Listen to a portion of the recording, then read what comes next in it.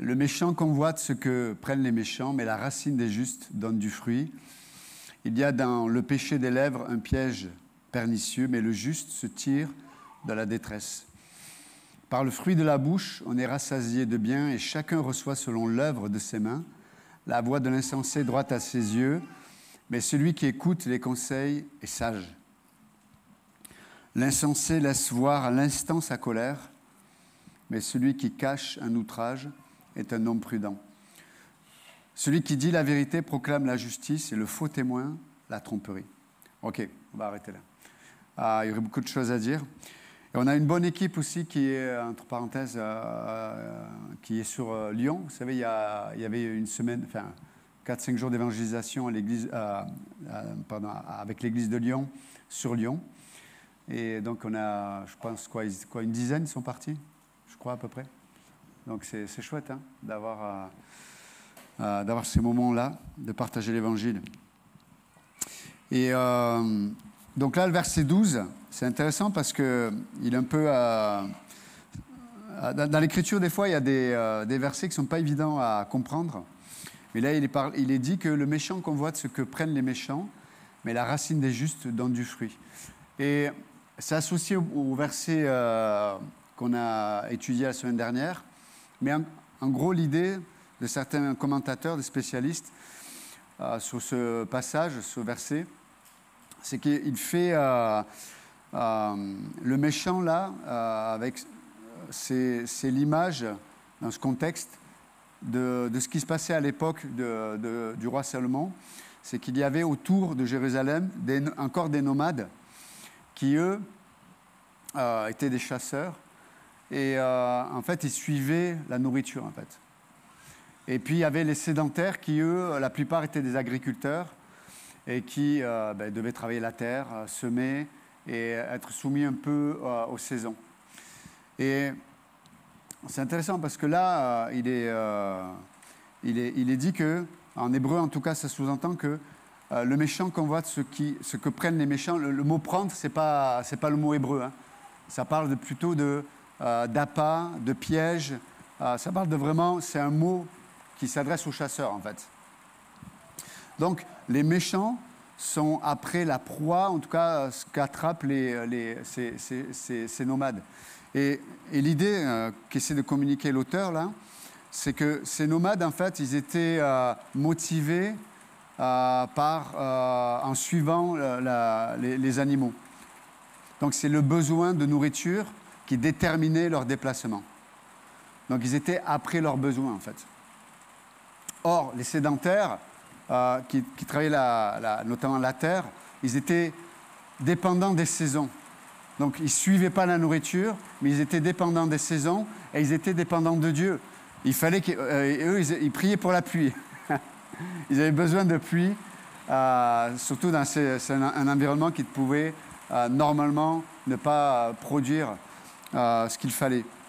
Et donc, on voit deux catégories de personnes. Donc, le méchant qui, lui, se projette et s'identifie à ces nomades qui suivent le besoin de nourriture. Donc, c'est des gens qui vivent selon leurs besoins. Et il y a cette idée aussi que peu importe les moyens, le but, c'est de répondre à son besoin. C'est ça l'idée. Donc, le méchant, c'est celui qui s'organise, qui organise sa vie, ses pensées, ses priorités pour acquérir ce dont il a besoin sur l'instant, quoi. C'est un peu cette idée de l'homme animal, un peu, que Paul décrit dans le Nouveau Testament. L'homme sans Dieu, ou des fois l'homme qui est né de nouveau, mais qui vit pas dans la réalité de l'esprit, il est soumis à ses besoins, et sa vie, donc comme les nomades se déplaçaient en suivant les animaux, mais sa vie, c'est un déplacement continuel vis-à-vis de leurs besoins. Donc d'un coup, ils sont là, peut-être si leur besoin c'est une relation, voilà, ils sont à fond dans la relation, mais si demain elle leur apporte plus la nécessité à leurs besoins, ils vont changer. Si certains, c'est une activité, tiens, je vais m'engager dans tel domaine, puis ils s'engagent à fond, puis à un moment donné, si ça ne répond plus à leurs besoins, ils suivent leur instinct, leurs besoins en fait. Qu'est-ce qui me nourrit là, naturellement parlant? Et la Bible appelle ça, c'est le méchant, quoi. Or, le juste, comme il est dit là, dans le verset 12, mais la racine des justes donne du fruit. Là, le mot racine, ça parle vraiment de ce qui est stable, de ce qui est constant, quelque chose qui ne change pas selon le besoin. Et donc, il fait la distinction entre les deux.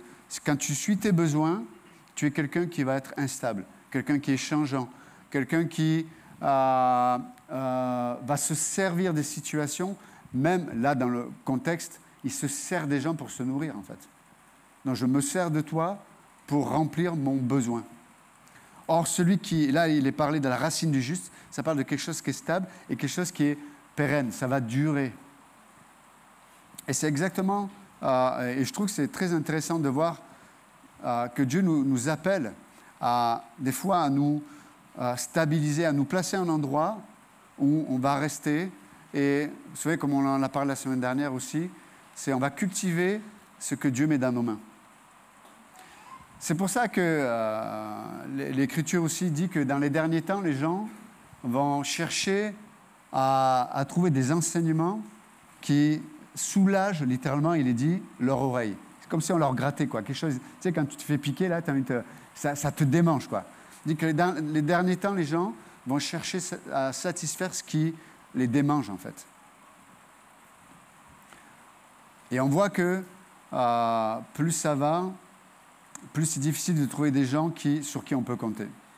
Des gens qui sont stables, des gens qui ont une vision, pas simplement à court terme, mais des gens qui ont une vision à moyen et long terme aussi. C'est tellement important de comprendre ça. Et c'est vrai dans les relations, c'est vrai dans l'Église, et c'est vrai, je dirais, dans toutes les sphères des relations humaines. Et c'est pour ça que c'est important d'observer des fois dans les différentes relations comment les gens se comportent. Est-ce que c'est des gens qui vont d'un besoin à un autre, ou est-ce que c'est des gens qui, malgré les situations, sont stables, malgré les situations, sont fidèles, malgré les situations, sont intègres. Et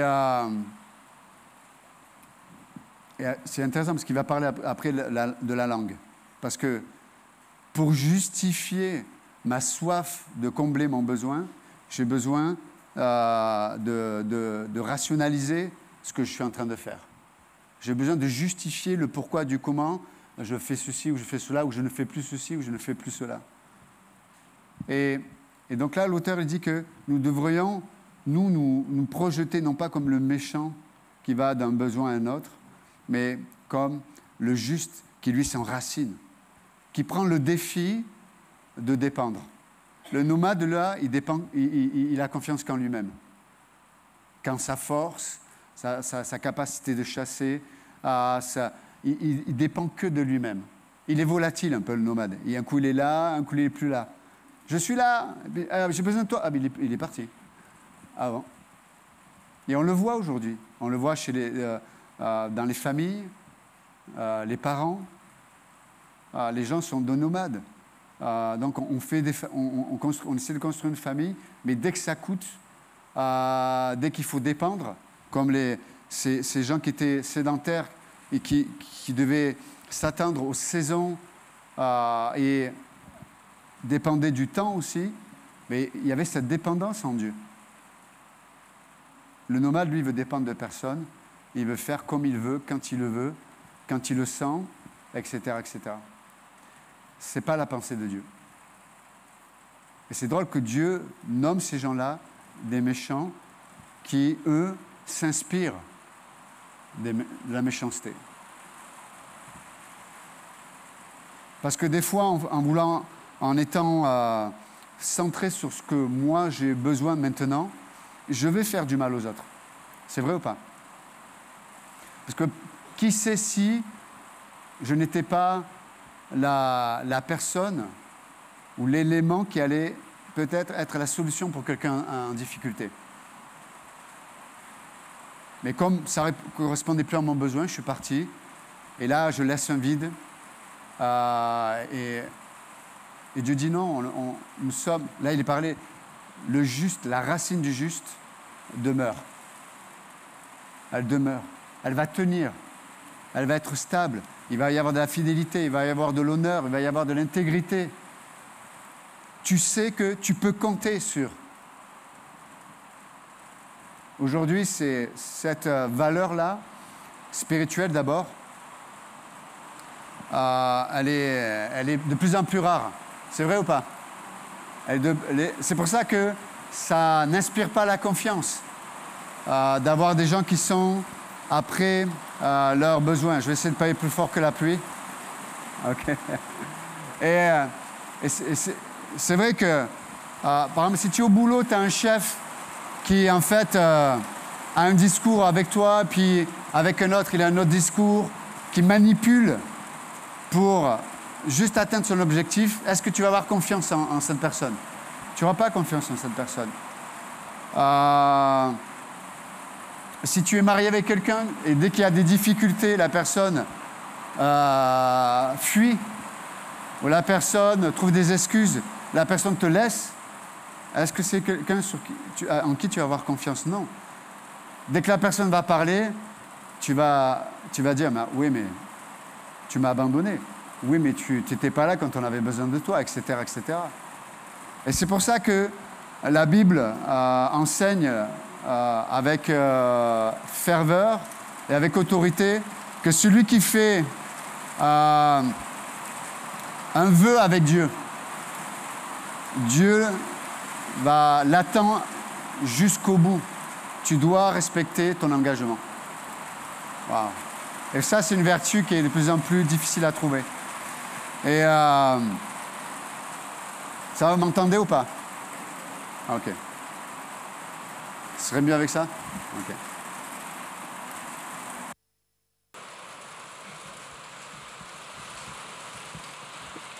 Et donc, juste après, c'est mieux là? OK.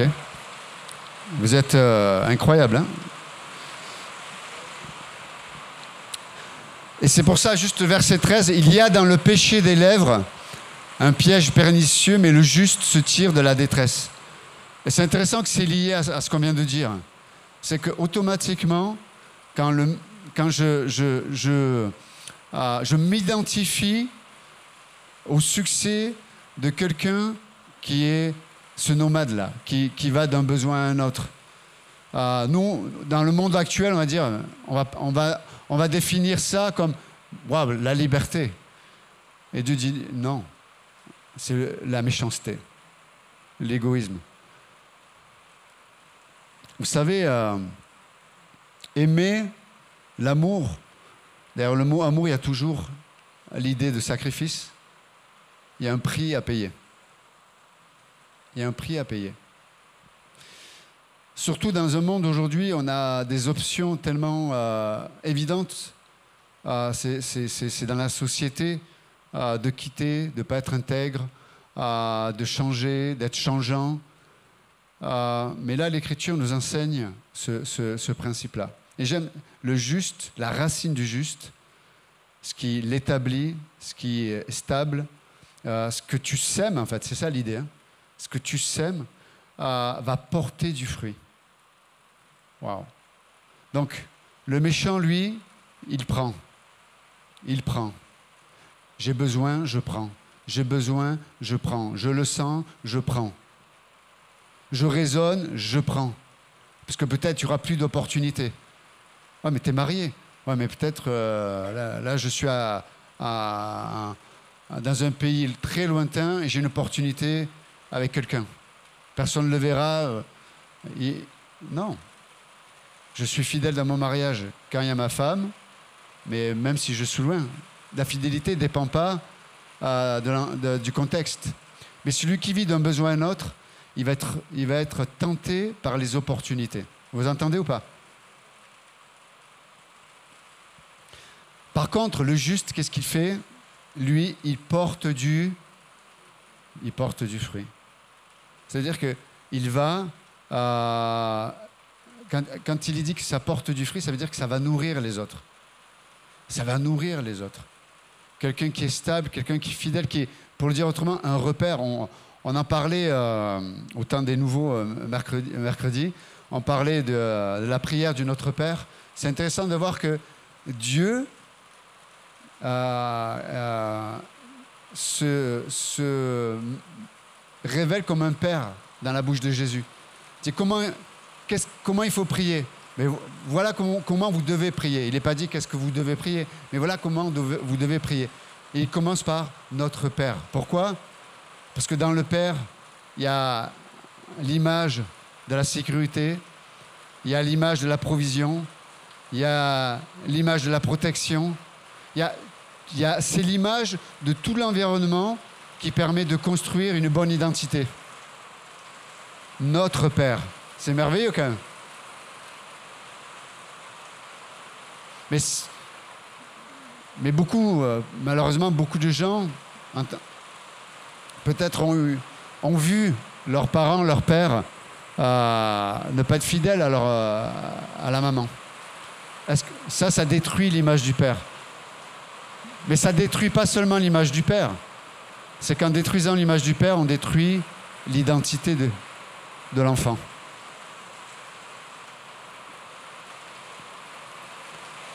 Mais la racine du juste porte du fruit. Pourquoi ? Le repère, il n'est pas parfait, mais le repère, il est stable.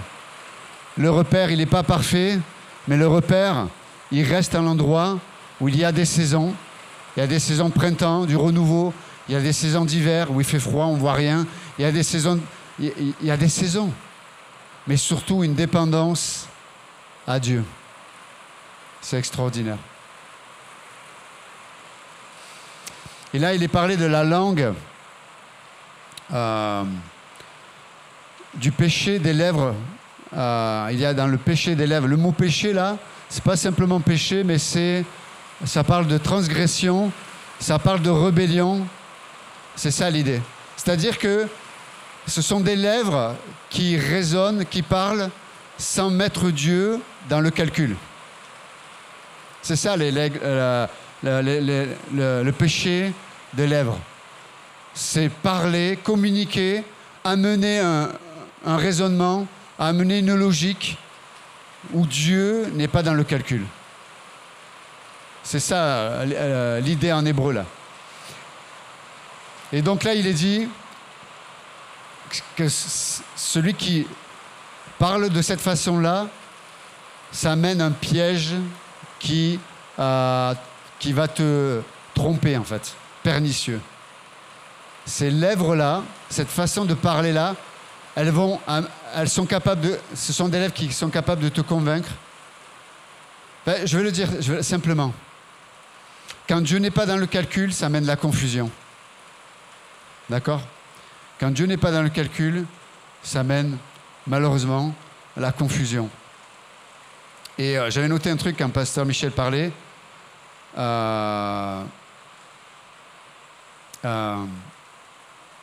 Alors que quand Dieu parle, il confond les méchants, mais il amène la clarté, il amène l'évidence, il amène... tu sais, quand Dieu parle, c'est pas juste te rassurer par un raisonnement, mais quand Dieu parle, il y a l'engagement de sa nature. Donc, ce n'est pas juste des mots que tu entends, mais tu entends que Dieu est derrière ce que tu es en train de vivre. Dieu va amener sa provision. Dans son amour, dans sa miséricorde, il va te garder, quoi. Mais le méchant, quand il parle, le péché des lèvres, il y a une rébellion intérieure contre l'autorité de Dieu, contre le plan de Dieu, contre le caractère de Dieu. Ce sont des lèvres, c'est le péché des lèvres. C'est intéressant. Dans Genèse 3, le diable a eu cette façon de parler là. Il avait un raisonnement logique, on va dire humain, si on prend d'un point de vue humain, il y avait du bon sens dans son discours. Pourquoi Dieu te prive de manger ça? Parce que Dieu te... Tu sais, il y avait comme une logique là. Faites attention à ce qui...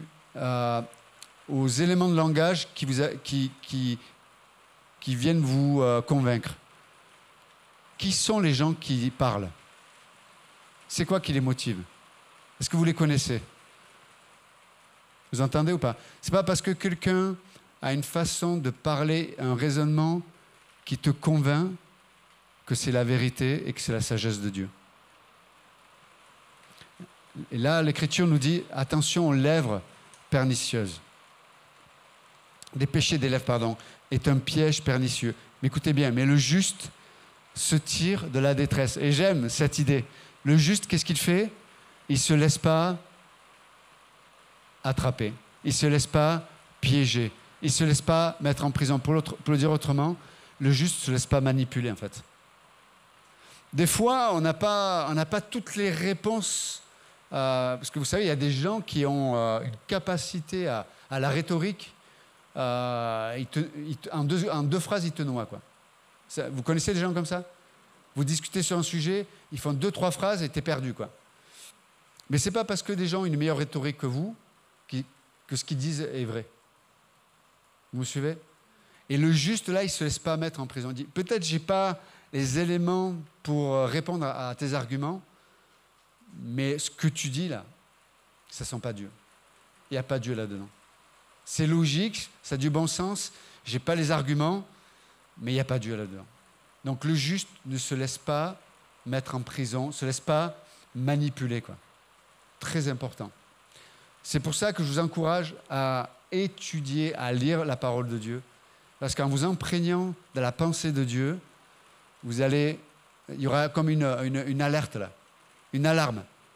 La personne dit quelque chose, c'est logique, ça a du bon sens, mais dans mon âme, par rapport à ce que je connais des Écritures, il n'y a pas d'unité là, pour revenir à ce que tu disais. Ça ne va pas avec. Très important. Ok. Après, il est dit, par le fruit de la bouche, on est rassasié de bien, et chacun reçoit, selon l'œuvre de ses mains, la voix de l'insensé est droite à ses yeux. Ah! Mais celui qui écoute les conseils est sage. Waouh! Là, il définit un peu les choses. Hein? La voix de l'insensé est droite à ses yeux. Vous avez déjà vu ce film, la personne saute d'un étage, puis à chaque étage, on le voit, il dit « Jusque-là, tout va bien. Jusque-là, tout va bien. Jusque-là, tout va bien. » Mais la finalité, malheureusement, on la connaît. Hein? Il va finir écrasé, quoi. Et des fois, on est des insensés. C'est-à-dire dans le sens qu'on prend un chemin, Dieu dit « Ne le prends pas », et nous, on se dit « Non, mais jusque-là, tout va bien. Ça va marcher, il n'y a pas de problème, ça va bien se passer. » Non, mais tu avais des... Tu sais, un peu, on est têtu. Hein?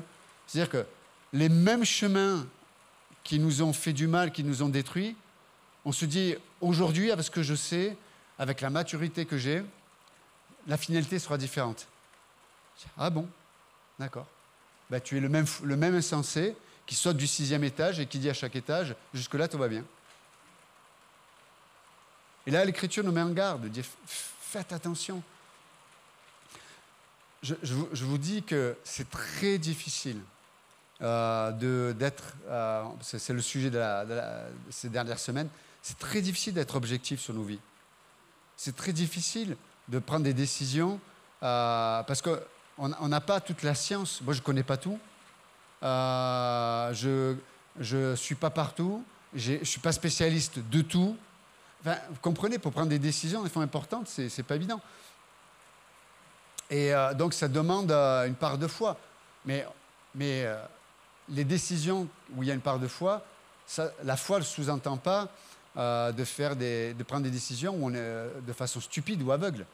C'est que Dieu nous donne des éléments pour avoir un cadre de sagesse. C'est très important. Donc, si je prends une décision, et là il est parlé d'avoir un regard diversifié.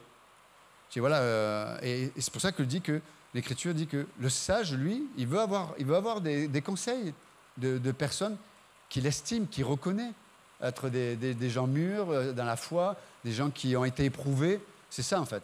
Des gens qui ont été éprouvés. Pas des gens qui ont une grosse tête comme ça, qui connaissent toute la Bible. Tu appuies sur un bouton, Jean 3,16, Hébreux 4, non. On ne veut pas des l'IA, là, vous savez. Ou l'AI, l'IA, enfin, je ne sais plus. Voilà, c'est ça. Mais en tout cas, non, on veut des gens qui ont été éprouvés. L'IA n'a pas été éprouvée. Hein? Non. Moi, je veux le conseil, un regard de quelqu'un qui a été éprouvé dans le temps, à travers des situations, et qui a été approuvé dans le corps de Christ. Et donc, le sage, il a besoin de ce regard-là. Très, très important. Plus vous prenez une décision importante, plus vous avez besoin de vous entourer de sages. C'est vraiment ce que dit l'Écriture. Or, on est dans un monde qui nous dit l'opposé. C'est vrai ou pas? Si tu le sens, fonce. N'écoute pas les uns et les autres. Alors nous, on est chrétiens, on va dire, non, le Seigneur m'a dit. Voilà. Le Seigneur t'a dit, que Dieu te bénisse. Hein. Fais ce que tu veux. Je veux dire, chacun est libre. Mais vous savez, on a tous une rhétorique pour faire taire les conseils qui n'iraient pas dans l'autre sens. Non. On doit, et on revient un peu à ce qu'on disait tout à l'heure, on ne veut pas être des nomades qui courent après nos besoins, mais on va être ces gens qui, j'ai confiance en Dieu, je sème le conseil. Il y a des choses qui vont être dites, il y a des choses qui vont affirmer, confirmer, peut-être il y a des choses qui vont me faire réfléchir, ou il y a des choses, un regard qui va me faire, attends, peut-être que je ne suis pas sur le bon chemin. Mes amis, je vous assure, en tant que pasteur, avec le peu d'expérience que j'ai, tellement de souffrances, tellement de brisements, tellement de situations, des fois, ces casse-têtes chinois auraient pu être évités. Si les gens avaient juste eu un peu cette attitude que l'Écriture dit, d'avoir ce regard de la sagesse. Pourquoi? Parce que Dieu nous a tout donné pour nous éviter des fois des souffrances qui sont inutiles. Vous êtes avec moi? Il y a des souffrances qui sont inutiles. Et Dieu nous encourage à ça. Donc, la voie des insensés est droite à leurs yeux. Jusqu'ici, vous en souviendrez ça? Jusqu'ici, tout va bien. Tu sais, le gars, il roule à 300 km/h. Jusqu'ici, tout va bien. Bon, à la fin, quand il s'est planté, il ne peut plus parler. Hein. Mais celui qui écoute les conseils est sage. Et c'est intéressant. La suite, je finis avec ça. L'insensé laisse voir à l'instant sa colère, mais celui qui cache un outrage est un homme prudent. Et là, c'est lié aussi. C'est-à-dire que quand tu es cette personne qui court après tes besoins, tu vas être quelqu'un de très impulsif, quelqu'un de très émotionnel, quelqu'un qui... Ça, si on te contredit, là, tu montes sur les chevaux. Ah oui, mais ça... Oh, calme-toi, c'est bon. Hein, va respirer, va sous la pluie, hein, ça va te faire du bien. Et on peut voir que des gens qui sont impulsifs comme ça, c'est des gens qui n'ont pas l'habitude de prendre des décisions en vue des conséquences. La Bible nous dit que le sage regarde les décisions qu'il prend en vue des conséquences. Il y a beaucoup de gens qui prennent des décisions et quand les situations tournent au vinaigre, on revient à ce qu'on disait tout à l'heure, ils n'assument pas les conséquences.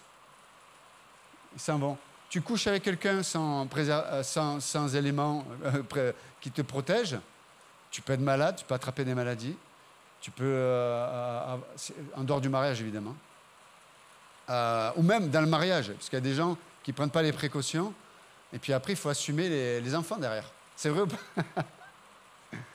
Hein?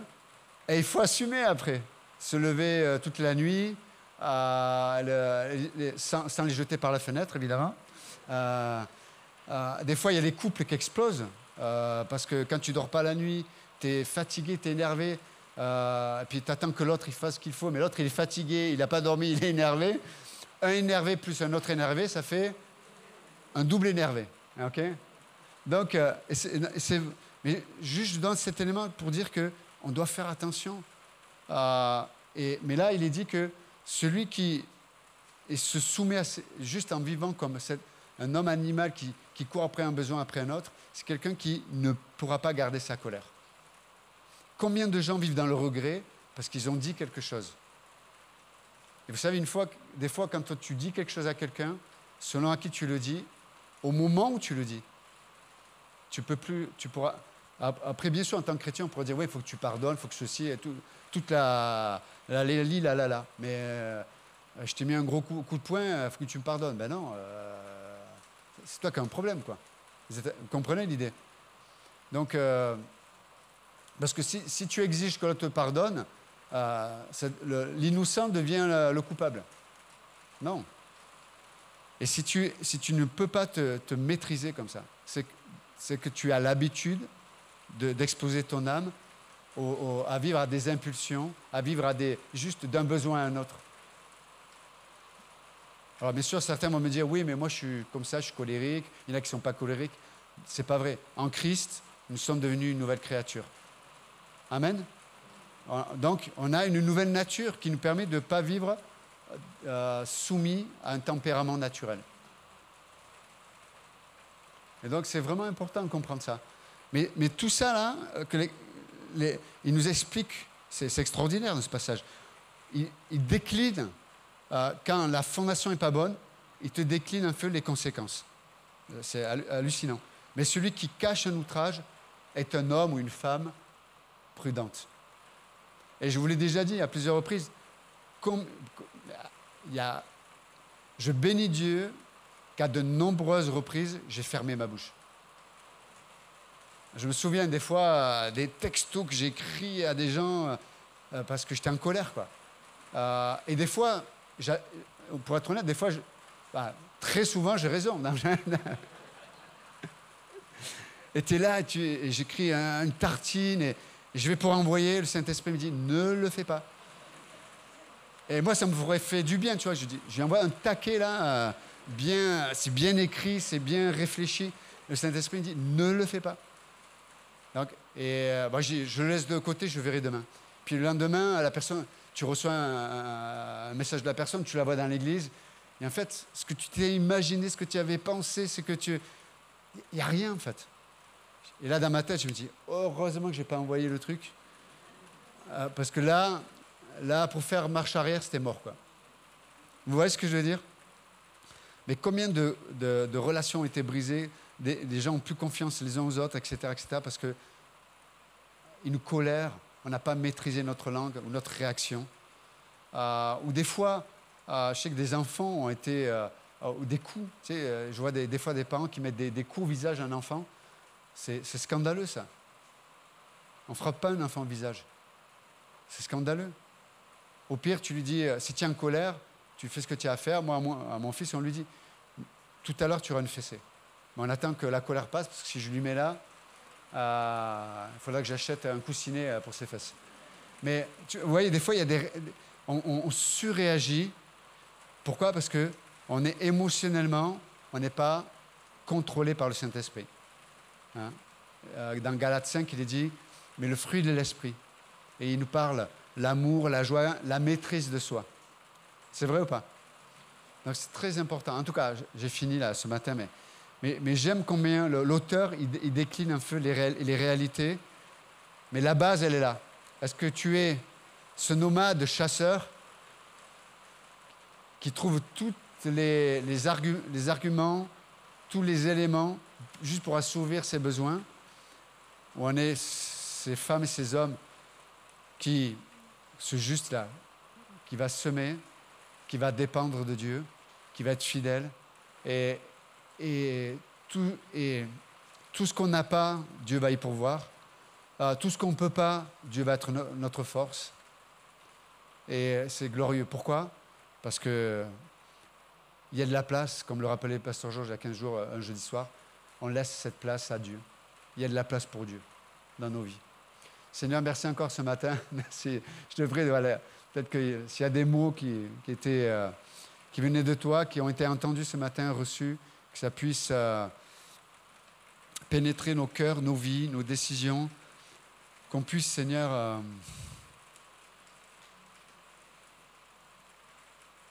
être des hommes et des femmes qui acceptons d'être placés par ta parole sur le terrain de la décision. On ne va pas juste écouter pour écouter, on va être placés sur le terrain de la décision devant toi. Non, merci Seigneur. Merci pour ta grâce, merci pour ta parole. Merci pour cette bénédiction que tu envoies, effectivement, dans l'unité. Si quelqu'un ne connaît pas Jésus-Christ ce matin, comme dit l'Écriture, soyez réconciliés avec Dieu. Dieu vous aime. Dieu a donné sa vie en s'incarnant. Dieu le Fils s'est incarné. Il est devenu un homme. Il est mort à la croix pour vous. Il est mort à la croix pour le poison qui est en nous, cet égoïsme, pour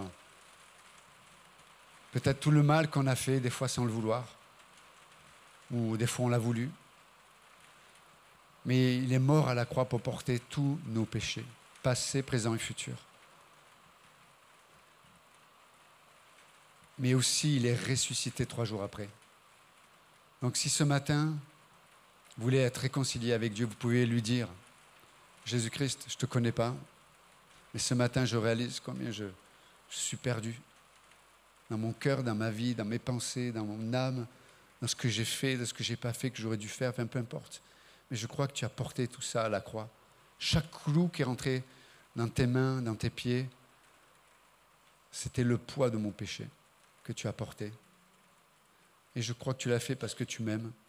Et je reçois ton amour ce matin. Je crois que tu es bien sûr mort sur cette croix pour mes péchés, mais je crois que tu es vivant, que tu es ressuscité, que tu es présent ici. Et je t'accepte comme mon Sauveur et mon Seigneur. Si vous avez fait cette prière ce matin, par la foi, la Bible dit que celui qui croit dans son cœur et qui confesse de sa bouche que Jésus-Christ est Seigneur, devient enfant de Dieu. Si vous avez fait cette prière ce matin pour recevoir le Christ, dites-le, confessez-le, parlez-en. Dites-le, aujourd'hui, ce matin, j'ai pris cette décision de recevoir Jésus-Christ. Bon, merci Seigneur de bénir le reste de cette journée. Dans le nom de Jésus-Christ, Amen. Que Dieu vous bénisse.